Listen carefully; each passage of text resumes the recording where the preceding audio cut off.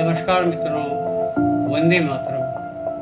मैं डॉक्टर रमेश दानीवाले आज उपस्थित हूँ एक नई जानकारी लेकर। आज हम चर्चा करेंगे भारत में सामान्यतः सबसे अधिक होने वाली संक्रमण से ग्रसित टीबी की बीमारी। टीबी जिसको ट्यूबरकुलोसिस कहा जाता है, भारत में लगभग 20% पॉपुलेशन किसी न किसी स्टेज पर टीबी से ग्रसित पाई गई है। यह कीटाणु हवा में तैरते हुए संक्रमित मरीज से स्वस्थ व्यक्ति के शरीर में प्रवेश कर बीमारी पैदा करता है। सामान्यतः यह बीमारी उन लोगों को जल्दी अपनी चपेट में लेती है जिन्हें मधुमेह या शुगर की बीमारी हो, जो HIV से पीड़ित हों, जिनके शरीर में कुपोषण हो या जिनके शरीर का इम्यून सिस्टम या बीमारी से लड़ने की ताकत बहुत कम रही हो, या वह व्यक्ति जो शराब, धूम्रपान और किसी और प्रकार का नशा करता हो, यह लोग इस बीमारी से जल्दी ग्रसित होते हैं। इस बीमारी के लक्षणों के बारे में अगर चर्चा करें तो सामान्यतः हड्डी बुखार, दोपहर के बाद शाम के समय पसीना आना, खांसी आना, खांसी में बलगम में खून आना, वज़न कम होना, भूख नहीं लगना आदि ऐसे लक्षण हैं जो सामान्यतः हर मरीज में पाए जाते हैं।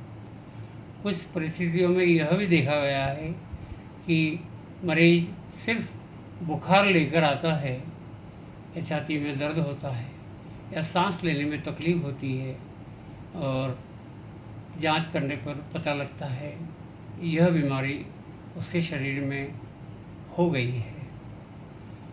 सामान्यतः डॉक्टर जांच के लिए मरीज का एक्सरे करवाता है, खून पेशाब की जांच करवाता है, बलगम में कीटाणु की जांच करवाता है, खून के अंदर CV0 टेस्ट करवाता है, यह पता करने के लिए कि क्या मरीज किसी बीमारी से पीड़ित है। कुछ अवस्था में जहां बीमारी फेफड़े के अलावा शरीर के अन्य भाग में होती है, छाती का CT स्कैन, पेट का CT स्कैन, पेट का अल्ट्रासाउंड, अन्य जांचें होती है। इसके साथ में मरीज की HIV की जांच, शुगर की जांच और शरीर में बीमारी से लड़ने की क्षमता खून में है या नहीं है, इसके लिए भी जांच होती है।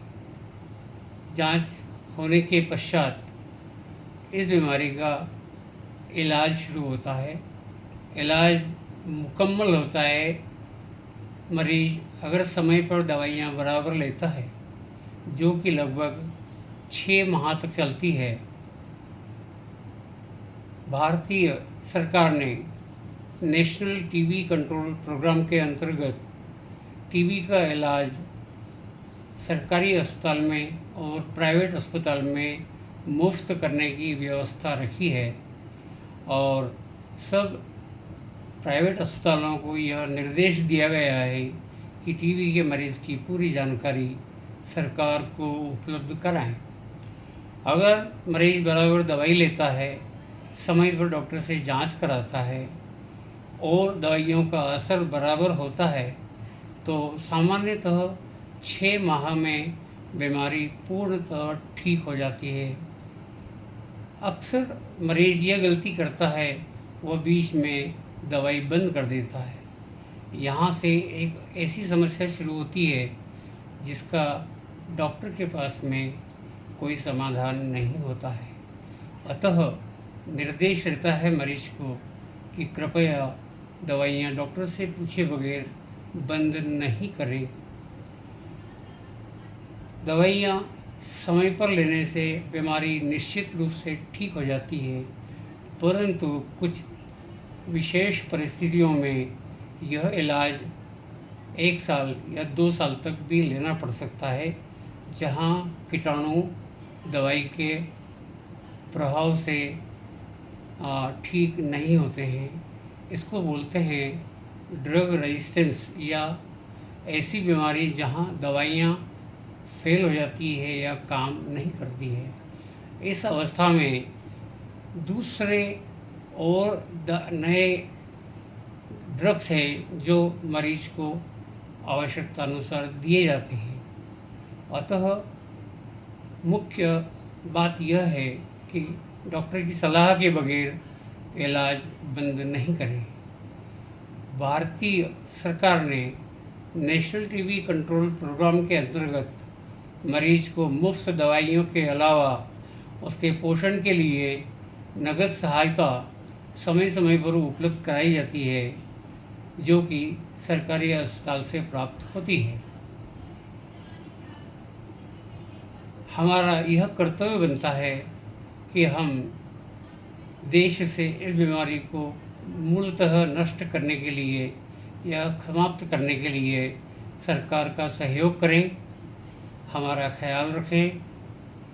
आज के लिए इतना ही। मिलते हैं अगले ब्लॉग में। तब तक के लिए नमस्कार।